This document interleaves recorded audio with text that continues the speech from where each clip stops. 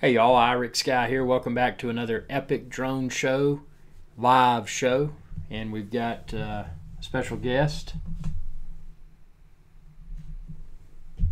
But today we're going to talk about the new drones. Obviously, the Phantom 5. A lot of people are questioning, where is the Phantom 5? Why has DJI remained so silent? But there's a lot of I wouldn't really call it just a standard rumor, but highly probable reasons why we haven't seen the Phantom 5 yet. And some of the more obvious reasons are that the Mavic 2 Pro is so great. It's small, it's lightweight, it's got a 4K 30 frames per second Hasselblad camera, the Mavic 2 Pro. So I mean, it's just a really rock solid drone. And it makes people question, why would they want to revert to a larger, heavier, and less convenient drone that may not even provide better video quality, battery life, etc. So actually, that's where it looks like we're heading with the Phantom 5 or the Phantom X, whatever DJI may choose to call it. It's it's a drone that's probably going to have greatly superior battery life. So, it may not be as small and lightweight and convenient, and as convenient rather, as the Mavic 2 Zoom or the Mavic 2 Pro, but it could provide enhancements in other areas. And it could also provide interchangeable lens capabilities. Honestly, the Phantom 5 is likely positioned to become the Inspire replacement, because there's a lot of people that like the Inspire because it's got the interchangeable lenses and interchangeable cameras and this, that, and the other. And it's kind of made the Phantom kind of an odd. Recently, the Phantom's been kind of an odd middle ground. It's not as robust from a camera perspective as the Inspire, but it's definitely a lot smaller and less heavier than the Inspire. So it's a weird situation. But so DJI is kind of doing a juggling act, and they've got the the Mavics, which in my opinion, Mavic 2 is the best drone on the market today. But then a more affordable and less feature-rich Mavic Air, which is still an amazing drone. So yeah, it looks like we'll probably see. Looks like we'll probably be seeing a Phantom 5 after all. And I had my doubts. I posted several videos a while back. Has the DJI Phantom been discontinued? And that's an honest question, because it's just DJI has been so quiet. But I think this is why DJI has been so quiet. Now obviously the question is, how soon should we expect to see the Phantom 5? And my prediction, and I hope I'm not wrong, but my prediction is anywhere from probably April through August would be my prediction. If it doesn't happen then, I don't expect it will happen, because I think that's a reasonable time frame for when it should release, if it does indeed release. If it doesn't, we're probably going to see an enhanced version of the Mavic 2. I mean, the Mavic 2 is already awesome, and especially if you add that controller, with the integrated screen, it makes it even more of a awesome experience. So yeah, drones are it's an interesting time that we're in right now.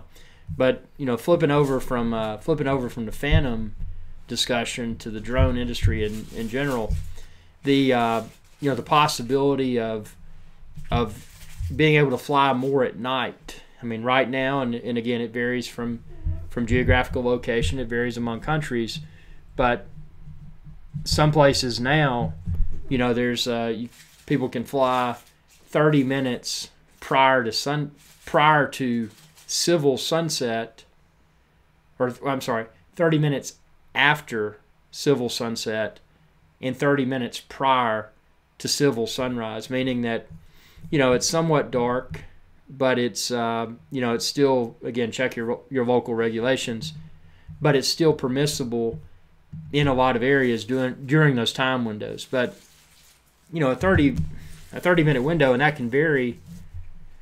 I mean, that's depending upon the actual time that's stipulated for civil sunset or civil sunrise. That's not a lot of flying time. If you're trying to capture activities at night, that's not a big window at all. So hopefully that that's something that maybe they'll lighten up a little bit and let people have more control over flying their drones legally when it's not daylight. But again, to be seen. The biggest thing, though, is that requirement for the and again, it varies among countries and this, that, and the other. But the FAA put out a thing saying that now it's no longer permissible in the United States to have your registration number in the battery compartment or any other place on the drone that could be opened without tools. Now it's got to be published on the exterior of the aircraft, so it couldn't be inside. So they're changing things, and I think as far as drone hobbyists are concerned, I think as far as drone hobbyists are concerned, I think there's a lot of uncertainties that exist. Is this hobby going to become overly regulated? Is this hobby going to become more regulated, but regulated in a way that will allow us to have more freedoms as both hobbyists and if we're commercial pilots, if we're licensed for that, what can we do? So got a ton of people tuning in here, and just wanted to thank everyone for tuning in. Again, last show was a huge show. Had a ton of people throwing the super chats. If you haven't checked out the super chat, that's an option within the chat. You can click super chat, and completely optional. But I think last time, it was either 3 or 4 people that did that during the last Epic Drone Show Live. So that was definitely greatly appreciated. Excuse me, Sean Coonery. You're gonna have to move. You have to move over here. Making the table move. It's a live broadcast. Yep. So there we go. So I got that taken care of. But yeah, 2019 is going to be, like other years, it's going to be a fun year for drones, and I'm hoping we see something completely unexpected, because the past few years we got a lot of really cool new things for drone hobbyists, and not just drone hobbyists, but also for drone commercial drone pilots. MC Sean says, "Love the channel, sir. Awesome content. Really helped me learn a lot about drones." Greatly appreciated, man. Again, this is an independent channel, so I try to post as much content as I can, and hopefully I'll be getting my hands on some new drones here soon. It's just been the Mavic 2 Pro is without a doubt the best drone on the market today, and I've spent a lot of time with it, but I'm ready to experiment with the Phantom 5 and or whatever else is going to hit the market next. And talking about that, do we think that anybody outside of DJI is going to release a drone? I mean, several people have tried, as we've talked about before. Mike says, "What's a drone?" Yeah, that's a good question. That is a good question. What is a drone? But yeah, it's an interesting industry, and going to have a lot of exciting stuff. I've been trying to, not related to drones, but I've been trying to troubleshoot an external GPU, an eGPU, within doing a boot camp boot of Windows 10 on a Mac. So I've got an external SSD with Windows 10 on it, boot into Windows 10 natively, but whenever I fire up the eGPU, the external GPU, it crashes after after a few minutes of use. So something really funky is going on with that. MC Sean says, "I bought the Mavic Air just because of your videos and love it." Man, that's greatly appreciated. And if you didn't check them out already, man, check out all the Mavic. Being an independent YouTuber, any drones, any drone accessories that you choose to buy and you choose to go through my website, it helps a lot. Also Patreon and Super Chats. You can do super chat for these live shows, and all of that helps to support the channel. And simply liking the content, commenting, tuning in like you're doing now. I mean, this is huge because this is again, an independent YouTube venture, and trying to do everything I can. Speaking of that, something. We got Robert in here. His howdy from Texas. Awesome job. Appreciate that. Texas is a great state, and I'm glad you tuned in from Texas today. So yeah, there's going to be a lot of exciting stuff here for all of us, and it's just a matter of being patient, see what materializes. And there's a lot of stuff that hits the market, and I don't want to speak negatively about certain products, but for example, that Lily Lily camera that was expected to release a while back, then it never materialized. And then I got an email a few months ago. It was apparently somebody's acquired that company, but they were trying to re-release it, and it didn't have the same specs. It didn't have the waterproofing or whatever. It was just a joke. So there's a lot of that kind of stuff you see within the drone realm, especially if you go out to. Mike says, I killed my Mavic Air. The wind was too much for it. The Mavic Air can handle wind quite well, but not as well as a Mavic 2 or a DJI Phantom. But yeah, I forget the exact wind speed. I've tested it several times with my anemometer out in the field, but I think once it gets 15 miles per hour or so, things can get pretty sketchy for the Mavic Air. I think I've flown the Phantom. And again, not recommended if there's strong wind, but I think I've flown the Phantom in as much as 25 miles per hour. And that was, that was quite sketchy, but again, I was in a safe location, not over anyone, sparsely populated, completely expected to lose the drone in a safe and responsible location, but it surprisingly held up surprisingly well. So it's amazing how well these things can handle the, a moderate amount of wind. Robert says, thoughts on Mavic Pro. Mavic Pro on today's market, even at a steep discount, I wouldn't recommend the Mavic Pro.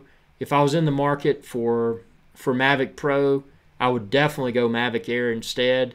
Sure, it doesn't have the range of the Mavic Pro, but the overall experience, in my opinion, with the Mavic Air has been greatly superior to the Mavic Pro.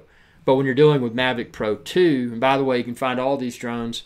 Just go to epicdroneshow.com, and you can find all the drones and accessories there. But Mavic Pro 2, if money isn't an issue, it would be the drone that I would recommend today. I would definitely go with the Pro over the Zoom. Although the drones, the Mavic 2 Pro and the Mavic 2 Zoom, a Mavic 2 Pro and Mavic 2 Zoom are the same drone. The camera's different. But, if you want the best, in my opinion, the best camera experience, that 1-inch sensor, that 1-inch Hasselblad on the Mavic 2 Pro makes it worth spending a little bit more to get that over the Mavic 2 Zoom. So the hierarchy that I would place them in today, number 1 drone on the market today would be Mavic 2 Pro.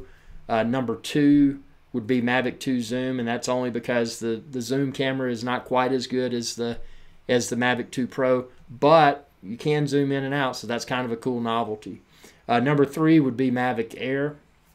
And let's see, number 4 would just be the original Phantom 4. Not the Pro, but just the original Phantom 4. So that's, as of today, February the 23rd of 2019, that's how I would rank these drones. And they were all DJI, and I hate for that to be the case, but it's just hard to... And I don't want to be the guy that's the DJI fanboy, and I get falsely accused of that a lot, which I appreciate that because I do post a lot of videos pertaining to DJI drones and the DJI Osmo Pocket and that kind of stuff. But there's just not other. I mean, I've reviewed other drones. I remember the Typhoon H and the Parrot Bebop and the Parrot. Never messed with the Parrot Bebop 2, but the Parrot Anafi, which could have been cool, and the Parrot Anafi, I would say, out of the other brands of drones, non-DJI branded drones, Parrot Anafi is my favorite non-DJI drone on the market today. GoPro Karma, complete failure. So unacceptable from a company like GoPro. I mean, they should have number one, they shouldn't have rushed it to market, and when they did, and when they had that safety issue or whatever, they shouldn't have attempted to re-release it. They should have just said, look, we failed. We're going to bring you a GoPro Karma version 2. But instead, what do? They after being forced to recall the original GoPro Karma, they fix the issues, and then they try to sell it after that. Nobody wants it because, number one, it's already obsolete at that point because DJI had already released greatly superior drones. And number two, who wants to buy something that had a problem in the past? And I hated that for GoPro. I mean, they just, we're just going to abandon drones altogether. So GoPro went from we had a safety recall, we brought it back to the market after the potential safety issues were resolved, but now we're just going to throw in the towel and not do drones at all. So that was a cop-out in my opinion. And a lot of that, as we mentioned previously, that can be attributed to Wall Street. I mean, GoPro went public. It's ruined them as a company, in my opinion, going public. Now they're trying to respond to the street versus responding to their own slow and controlled release cycle, where they're releasing quality products that each version is better than the previous. That's a thing of the past. MC Sean says, I've owned the Phantom 3, 4, Mavic Pro, Spark, and Mavic Air, but the Air is my favorite because of the portability. I'm hoping to get the Mavic 2 at some point. Yeah, that's a great point. And I agree 100% with the Mavic Air out of those being the favorite just because of the portability. And, you're getting that 4K camera. Obviously, you're getting the 4K on the Phantom 4 as well, and the Mavic Pro. But it's just, out of those, I agree with you 100%. When you do pick up the Mavic 2, my website, epicdroneshow.com. Mike says, I love my Mavic 2 Pro. Mike says, I prefer the Autel Evo over the Parrot Anafi. That's interesting. I never messed with the Autel Evo. There were so many horror stories, this, that, and the other about the batteries, and I just never. It didn't. So, how would you pit? So you prefer the Autel Evo over the Parrot Anafi, but how would you compare the Autel Evo to the DJI drones? Is it better than any of them, or would you say it's inferior to most? Just from your hands-on experiences. Yeah, Anafi was, it was smart. Had Anafi fallen underneath the weight that classifies a drone as and I think in the United States was it 0.55 pounds? I'd have to refresh my memory, but if it had fallen underneath that and possessed the build quality and feature set that it did, I think it could have been a more viable drone to consider. But since it was classified as an aircraft, just like the heavier and more feature-rich drones and better built drones, there's really no incentive. I mean, when you compare the size, the travel size and travel weight of the Anafi to say a Mavic Air or to a Mavic 2, the advantage is negligible at best. So, there's really no reason to. It's not like, oh man, it's so much smaller, it's so much lighter. I mean, my takeaway from the Anafi was, yeah, it is lighter and it's a little bit smaller, but not really. But the build quality, and I mean, the camera was pretty decent quality for not having a 1-inch sensor. The Anafi's camera was pretty decent, but those propellers, they just felt like, I mean, God, even with cautious use, if they hit a large bug during flight, that I wouldn't trust them holding up. So, we've already got the super chats coming in here. We got Robert. Robert just did a super chat, and that's greatly appreciated. And we've got a cheer here from Sean Coonery, the enormous Maine Coon cat. Every time there's a super chat, excuse me, sir, there's a super chat. Let's get up here and celebrate for the audience. He said, "Thank you for your super chat. It is tremendously appreciated, and we're an independent YouTube channel." There we go. You can sit back down. There you go. So, yep, super chat's greatly appreciated. New YouTube feature.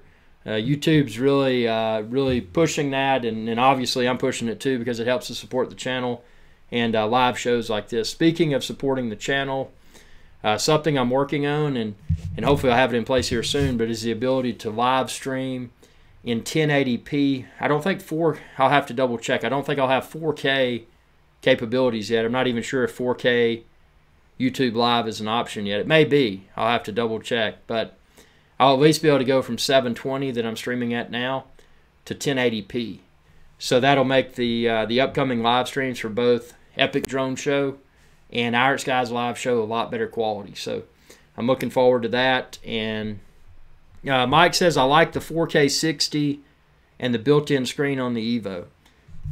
Yeah, that's interesting. Interesting point there, because the Evo does do 4K 60. But question for you, is that 4K 60 even, I know it's higher frame rate, but is it even close to the quality of the Mavic 2 Pro's Hasselblad 1-inch sensor 4K 30? See, that's the rub I have. Osmo Pocket, the little handheld gimbal video stabilizer that I use now for action shots on the ground, that'll do 4K 60, and it looks good. But obviously, I can trump the video quality of that with my Mavic 2 Pro or my Sony A7 III at 4K 30. Now, I don't have the frame rate, so retiming that video, speeding up or slowing down, I'm not getting as visually pleasing of results. But I am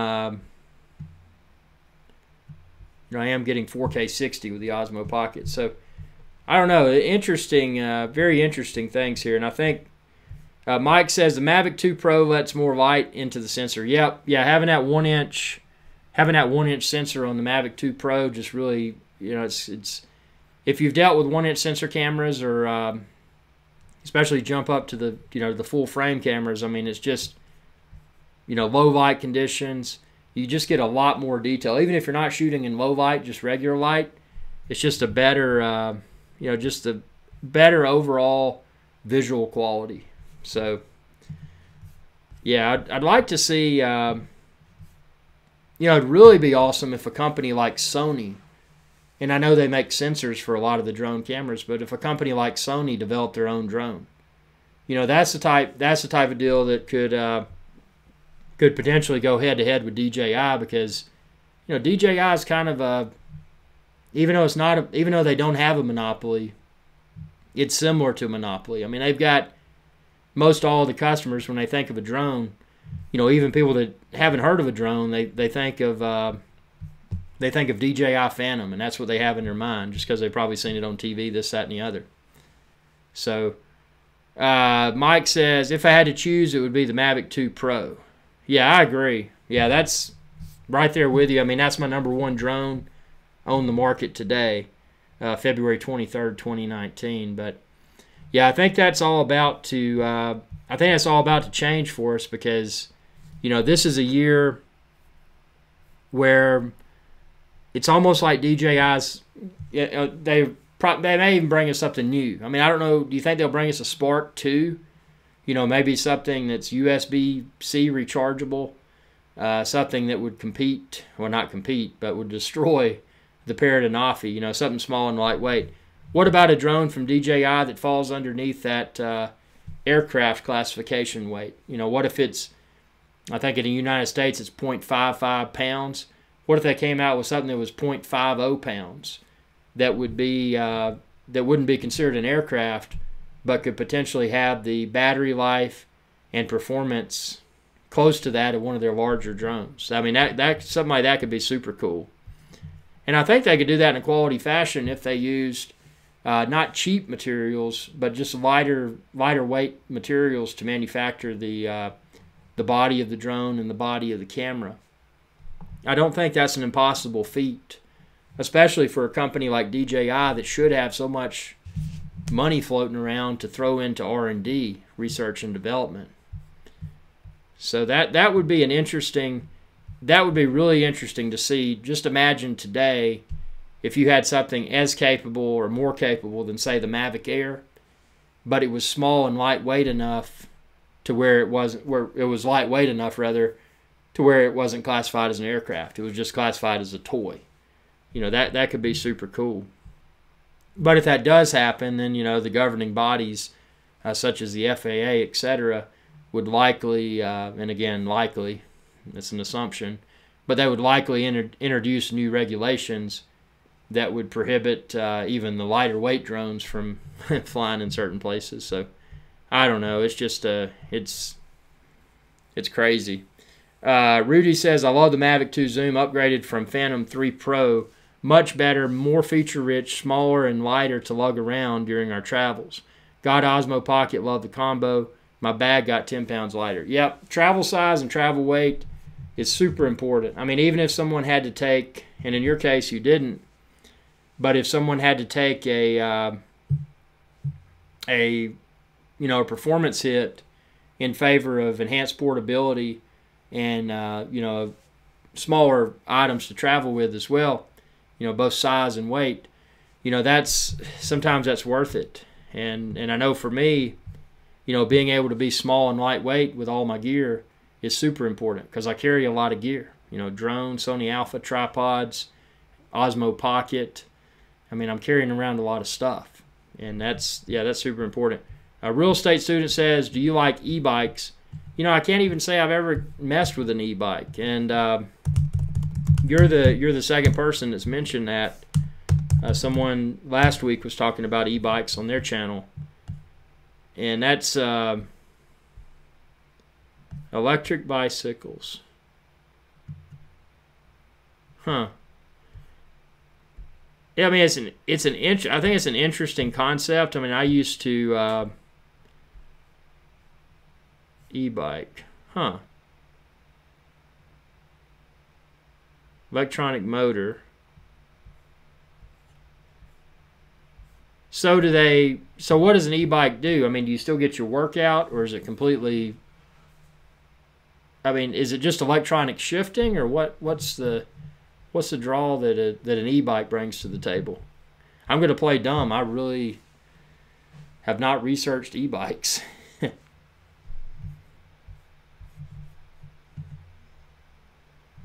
I mean, it sounds like, definitely sounds like something worth researching. Let's see.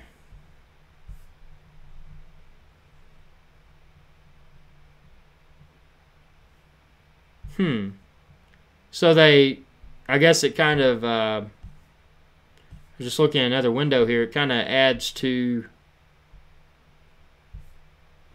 so it's not just your own pedal power, it adds additional power to it. A power boost. There you go. Rudy says it's a power boost.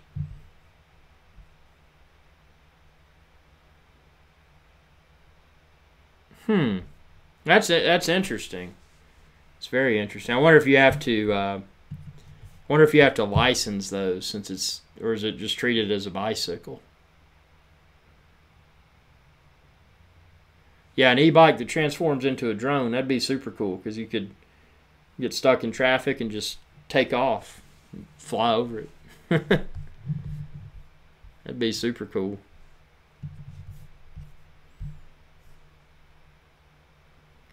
Rudy says, I got to try it a few weeks ago for the first time. I'm hooked. Much easier to travel, faster, and you can drive much farther.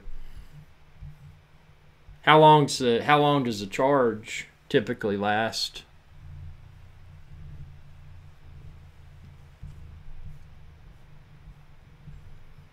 Brian says he loves his Mavic 2 Zoom and is thinking about getting a smart controller. Yeah, smart controller looks nice.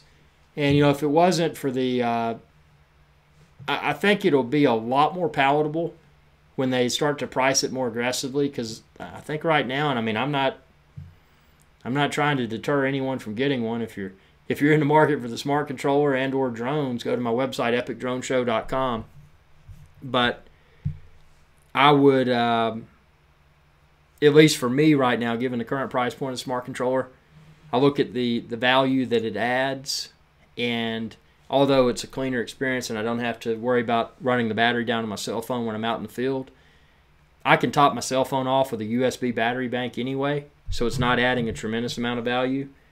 If it was more reasonably priced, it would be great, but I personally can't recommend it just because of the current price point, but it does look cool. You know, technologically it looks awesome. And again, you can find the smart controller on epicdroneshow.com. So, Rudy says e-bike charge lasts about 100 kilometers or 60 miles, depending upon how heavily you use it. Cool. That's a lot of distance. That is a lot of distance. So does it have a device in it that'll, what do you call that thing? When you're pedaling, does it recharge it when you're pedaling, or does it have to be plugged into a power outlet to recharge?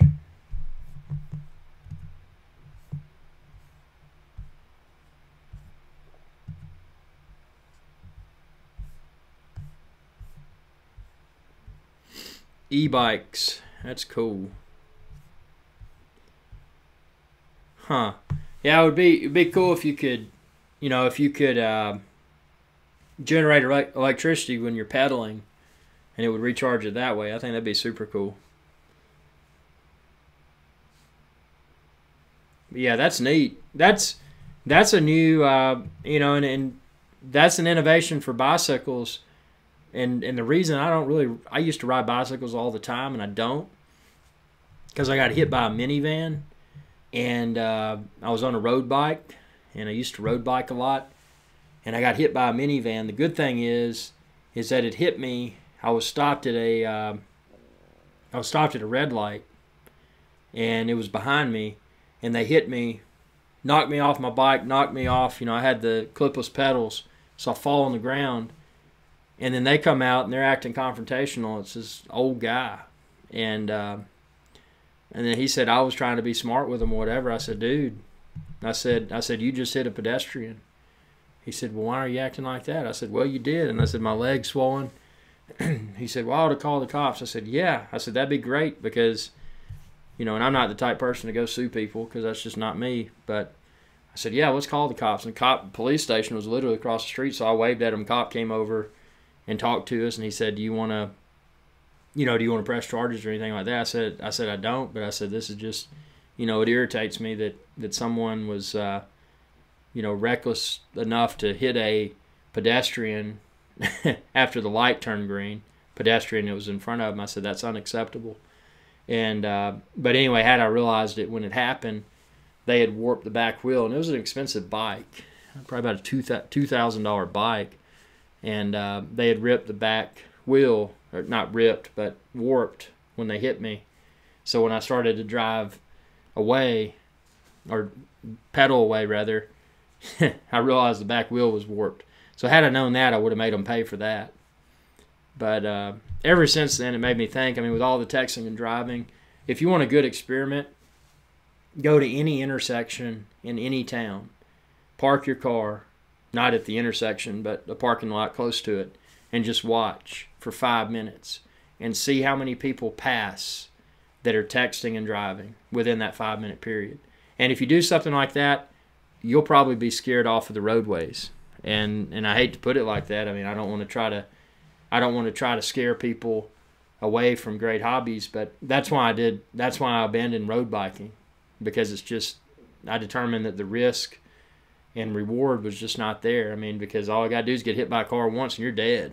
So, I already got hit by a car once, and fortunately it didn't, it wasn't serious. It just, banged up my leg and destroyed the back wheel on my bike. But I don't know. But the e-bike thing would be cool because you wouldn't necessarily have to be on the road. You could do mountain biking with that. And if there's a car when you're mountain biking, you've got problems beyond texting and driving. So Rudy says your channel was my first channel where I learned how to fly my drone, Phantom 3 Pro, which I bought in 2014. Man, that is awesome. Yeah, those were the Phantom 3. I know the Phantom 3 was my first just truly amazing drone, because the Phantom 1 was awesome because it's like, man, this stuff works and it's not just a pipe dream. This is a real thing that'll fly and you can attach a camera to it. Phantom 2 provided the ability to attach a gimbal and a GoPro camera, which heightened the experience. But because with Phantom 2, I had to have all that extra, third-party junk on there to do the FPV. It was foreshadowing where drones were heading. But then you got the Phantom 3 Pro, and that was the first real experience. You had the FPV, you had the the 4K. Let's see, Phantom 3 Pro was 4K. Yeah, because it was Phantom 2 Vision Plus before that was 1080. But yeah, it was super cool. Tamara stopped by. Okay, Tamara is one of the big Sean Connery fans here, so Sean Connery's in the studio and wants to give Tamara a personal hello. Hello, Tamara. Wait, turn around here. Hello, Tamara. Thank you for stopping by. Yep. So got a lot of people tuning in here. Appreciate the viewership, and I tell you, the super chats are awesome too, because that's always helping the channel, the independent channel. But the Phantom 3, I would say, was one of the best, one of the first truly awesome drones, and it's still, the Phantom 3 Pro is still relevant today because you still get 4K. And it's just a rock solid drone. But again, compared to we got Paul here. Hello, Paul. Welcome aboard. Everyone, by the way, if you're watching this at approximately 3:11 p.m. New York City time, this is a live show, so anything that you type, I can see in real time, and we can interact here. So. Rudy says yes, it was the first 4K cameras. Loved it. Yeah, that was a rock solid beast. And what's really cool is just nowadays, I mean, how smooth the flight dynamics are. So in the past, part of the prop guard thing, the propeller guard thing, was to make the drone be perceived as more safe. Obviously, prop guards aren't going to prevent everything that could go wrong with the drone, but that was a perception thing that they addressed. But prop guards also served a purpose, because back in the day, when you were dealing with Phantoms and landing on potentially uneven terrain, they weren't the best on challenging terrain, because they were kind of, when they landed, the base was made it kind of top heavy.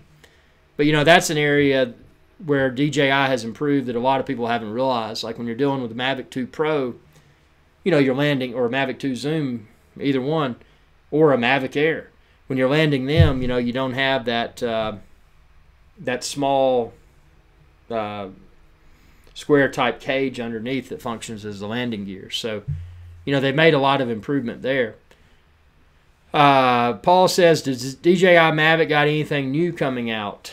Well, I hope so, but I think if we're going to see the Phantom 5, I think the Phantom 5 is probably going to be the next thing that we'll probably see from DJI, unless they've abandoned it. But I do think, from what I've been hearing, and I think the possibility of a Phantom 5 is very real. So I think if we see anything within the next few months, I think it's probably going to be the Phantom 5. I would expect to see a new Mavic. Now, the Mavic Air, we could see a refresh there.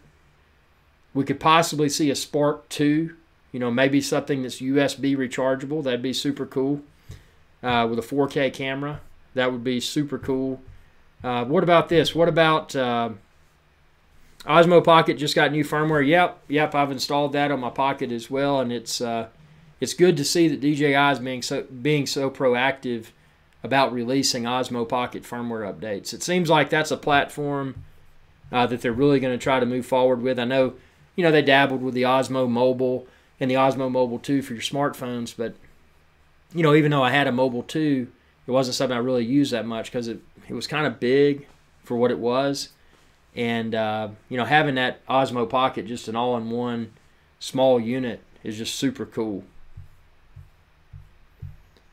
But I think we're going to see, I don't know, it's going to be interesting to see if we see a new Spark, if we see a new Mavic Air, or if we just see DJI completely pivoting and making DJI Phantom their premium drone with interchangeable cameras and greatly superior battery life and control range.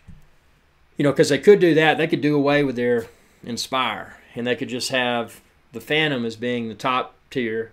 The Mavic 2, or the Mavic, because they'll probably come out with Mavic 3, that'll be I'll just call it the Phantom replacement. Because it's small, it's lightweight, but they may limit the feature set that they'll give the Mavic line.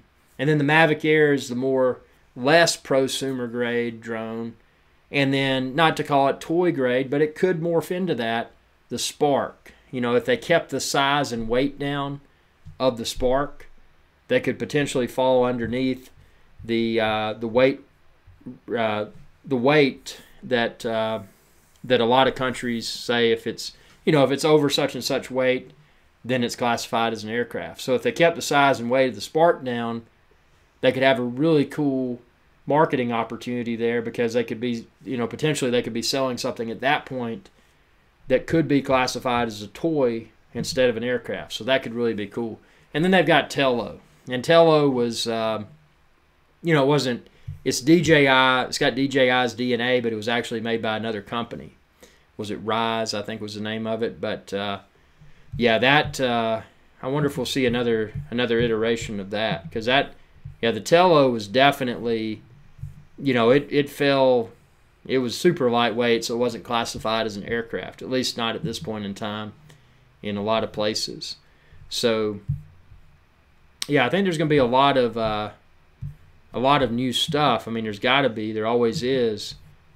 But it's just, that new thing that comes and hits us, kind of like y'all were talking about with the e-bikes.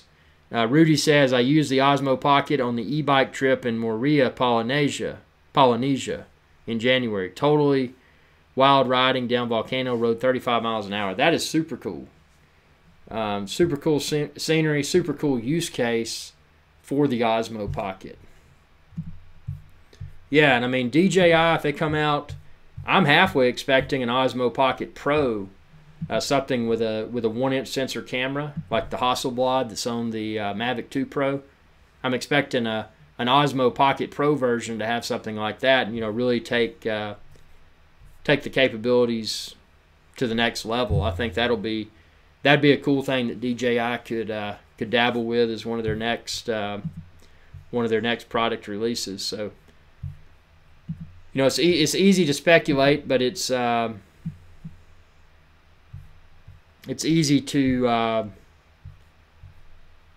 connect the dots as well, and really have an educated view of what should be coming next. Now, what will come next, they can always throw something totally unexpected our way.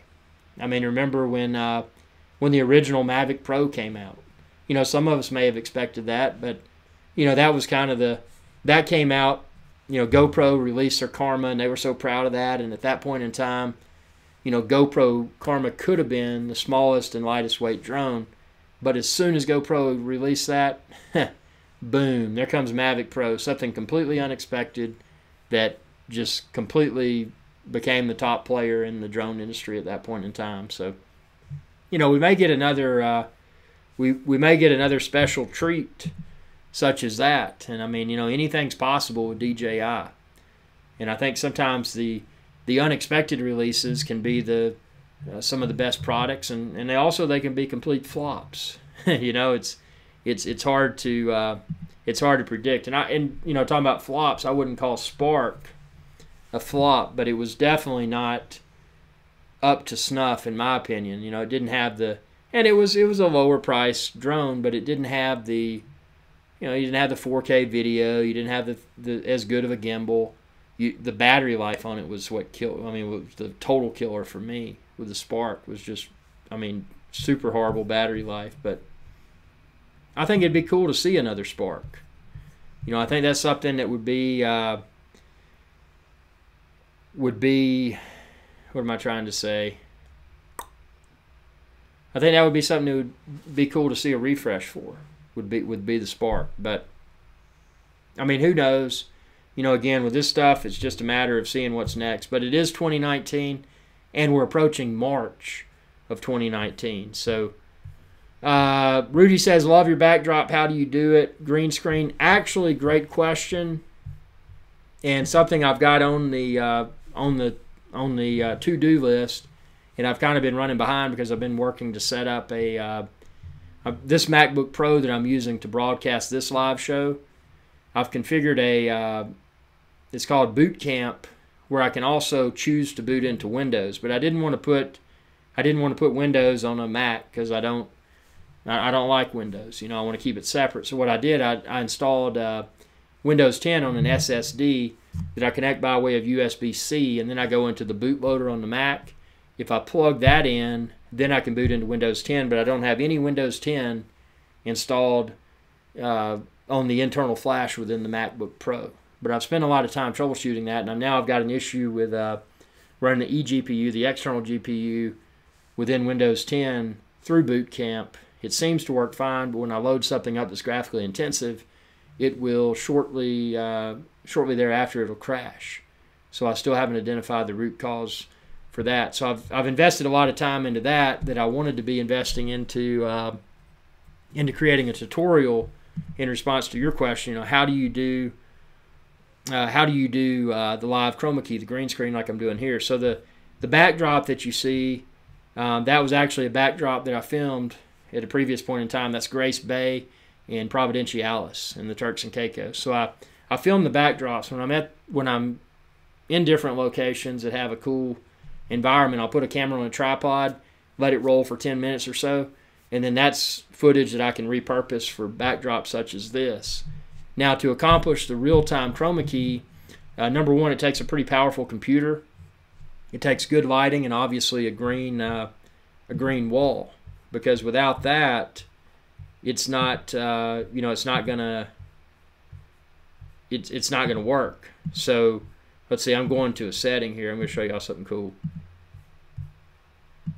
So see, there's where I actually am. I'm just in front of a green wall. But you can see you don't see shadows. You see a little ridge right there. That's just an imperfection in my wall. But even with that, when I turn chroma key back on, it goes away.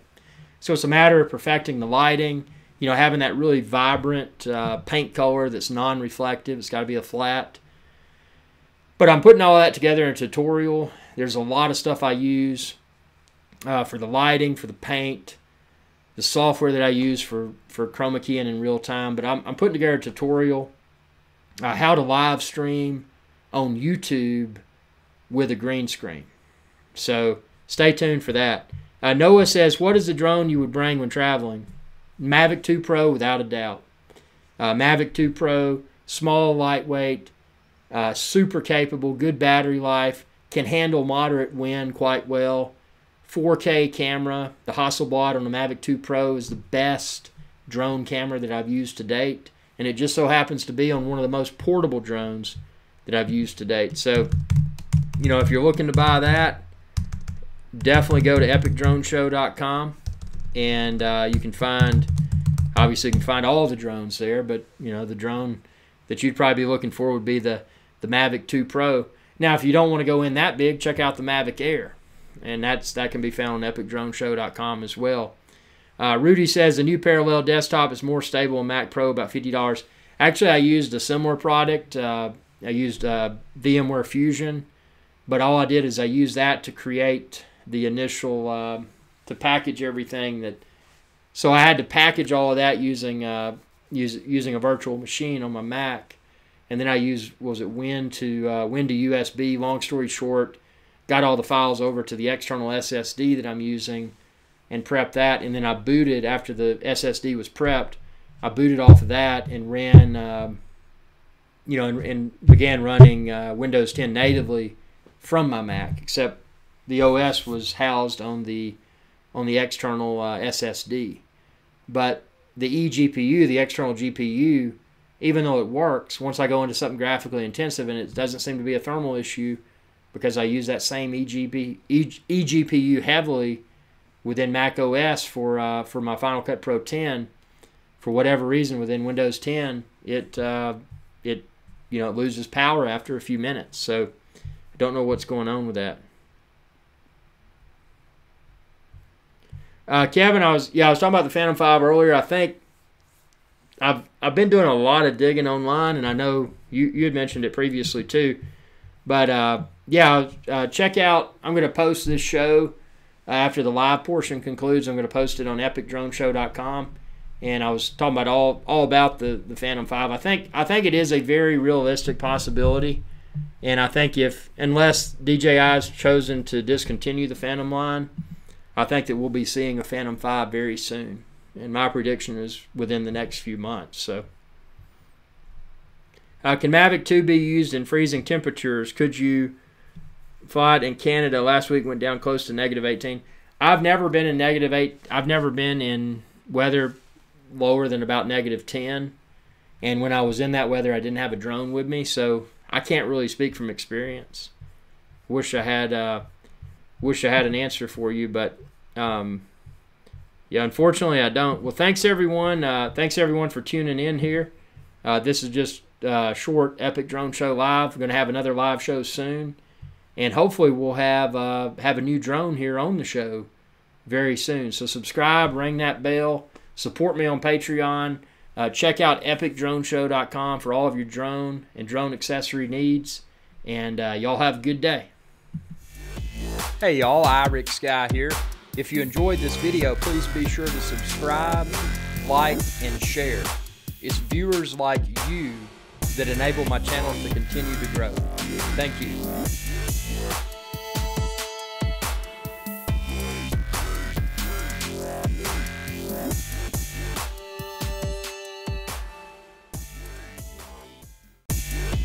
Hey y'all, IrixGuy here.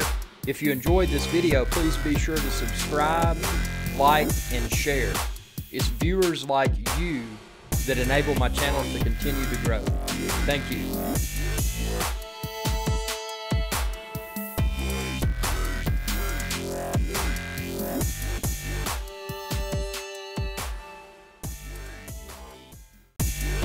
Hey y'all, IrixGuy here. If you enjoyed this video, please be sure to subscribe, like, and share. It's viewers like you that enable my channel to continue to grow. Thank you.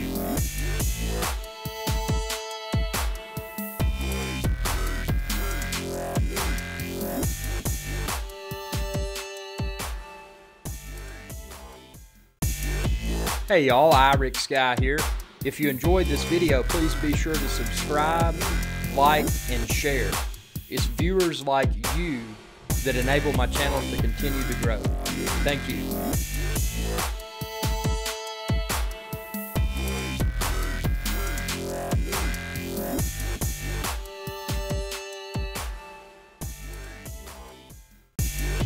Hey y'all, IrixGuy here. If you enjoyed this video, please be sure to subscribe, like, and share. It's viewers like you that enable my channel to continue to grow. Thank you.